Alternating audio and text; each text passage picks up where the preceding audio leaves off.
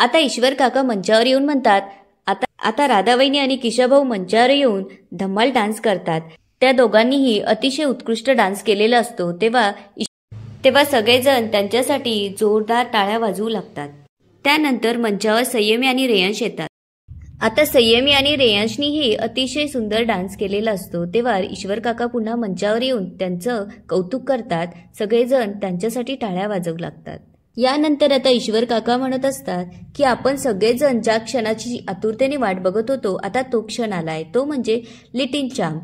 आता संयमी आणि रेयांशने स्थानापन्न व्हावं आणि आपल्या लिटिल चॅम्पने मंचावर यावं.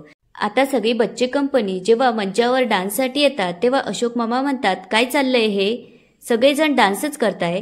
तेव्हा ईश्वर काका अशोक मामांना म्हणतात, अरे अशोक, यालाच तर व्हरायटी शो म्हणतात. त्यावर अशोक मामा म्हणतात, यात काय व्हरायटी आली, अरे डान्स ज्या गाण्यावरती करताय त्याचा अर्थ सुद्धा त्यांना माहीत नसतो. तेव्हा जना म्हणतो, अहो माझगावकर, डान्स म्हणजे मजा असती नुसती, त्यात काहीही कष्ट नसतात. तेव्हा अशोक मामा म्हणतात, का गाणं नाही म्हणू शकत का रे मुलांनो. तेव्हा मुलं म्हणतात, म्हटलं असतो पण आमचं पाठ नाही आजोबा. तेव्हा अशोक मामा म्हणतात, ही मोठी माणसं कशासाठी आहे, ती करतील तुम्हाला मदत. तेव्हा जना आणि सातपुते मुलांना मदत करण्यासाठी तयार होतात. तेव्हा गणपती बाप्पा मोरया असं म्हणून ईशान म्हणू लागतो. आता या गुलमोहर सोसायटीतले मुलं जना काका आणि सातपुते काका यांच्यासोबत गणपती बाप्पावर एक तडफदार असं गाणं सादर करणार आहोत. त्यामुळे आता जना, सातपुते आणि मुलं गणपती बाप्पावरती सुंदर असं गाणं सादर करतात. तेव्हा सगळेजण त्यांच्यासाठी टाळ्या वाजवू लागतात. आता अशोक मामा समोर येऊन म्हणू लागतात, काय मग मजा आली ना, तुमच्या डान्समुळे एवढी मजा आली असती का. त्यावर ईश्वर काका म्हणतात, हो, सतत तोच डान्स बघून कंटाळा येतो, त्यामुळे असं काहीतरी वेगळं झालं पाहिजे. तेव्हा रुपाली म्हणते, अहो पण मुलांना वेळ कुठे असतो एवढा आजकाल. त्यावर ईश्वर काका म्हणतात, त्यासाठी इच्छाशक्ती असली पाहिजे. त्यावर अशोक मामा म्हणतात, करेक्ट, हे बघा मुलांमध्ये काय गुण आहे हे आधी समजून घ्या आणि त्यांच्या गुणांना वाव द्या. त्यावर प्रभुबाई म्हणतात, हो पण माझगावकर, एवढं शिकून उपयोग काय, कारण मुलं तेच करतात त्यांना जे करायचंय, इंजिनिअरिंग आणि मेडिकल. तेव्हा रुपाली म्हणते, माझगावकर, आणि तुमची नातवंड काय करतात, तेच करतात ना. आता बघा संयमीनेही डान्सच केला की. त्यावर अशोक मामा म्हणतात, हो पण ती डान्स बरोबर उत्तम केकही बनवते. पुढे ते ईशानबद्दल सांगू लागतात की आमचा ईशान याने मला गणपती बनवण्यासाठी मदत केली आणि तो चांगलं चित्र पण काढतो. तेव्हा देसाई त्यांना विचारतात, आणि इरा. त्यावर इरा म्हणते, मी गणपती बाप्पासाठी ओपन लेटर लिहिलंय. त्यावर प्रभुबाई म्हणतात, अरे वा, ओपन लेटर. तेव्हा अशोक मामा इराला म्हणतात, बेटा तुझं ओपन लेटर सगळ्यांना वाचून दाखव, एकदम खणखणीत आवाजात. तेव्हा इरा आता लेटर वाचायला सुरुवात करते आणि म्हणते, hello Ganu Bappa, welcome to our छोटीशी सोसायटी.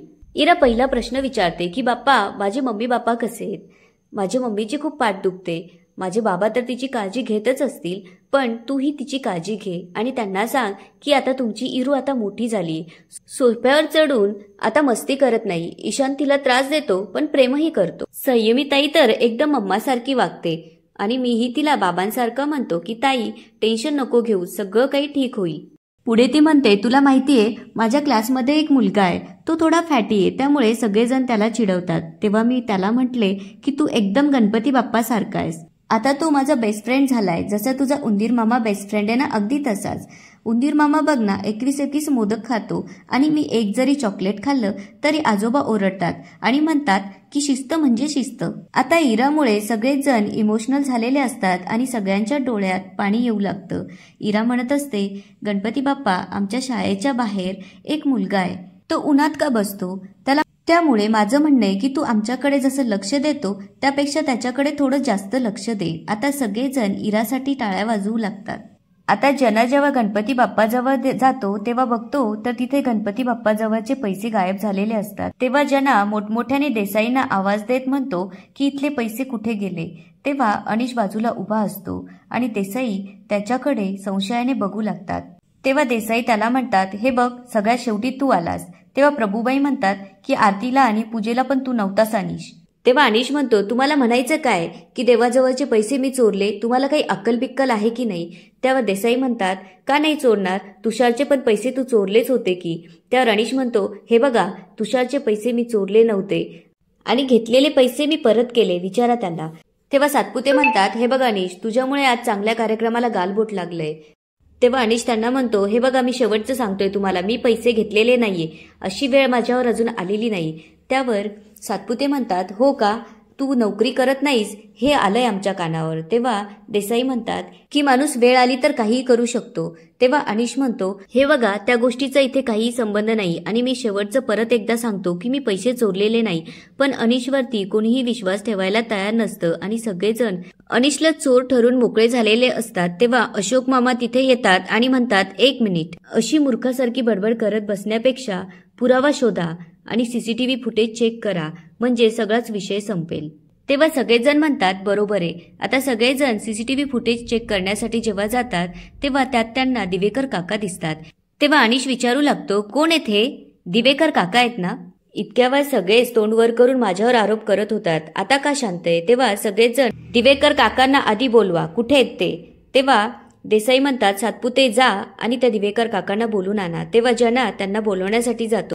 आता सगळेजण त्यांची वाट बघत असतात. थोड्याच वेळात जना दिवेकर काकांना घेऊन येतो. तेव्हा देसाई त्यांना विचारू लागता की दिवेकर काका, तुम्ही मूर्तीसमोरचे पैसे का उचलले?